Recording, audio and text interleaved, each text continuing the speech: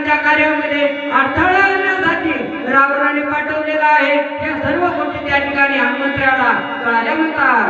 रजहारा पलिया पायी दर्शन नुरेची काळी भावनेची ठावनाई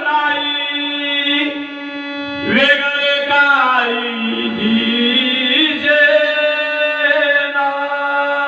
त्या ठिकाणी भगवंताचं नामस्मरण सदैव त्याच्या मनामध्ये असतं।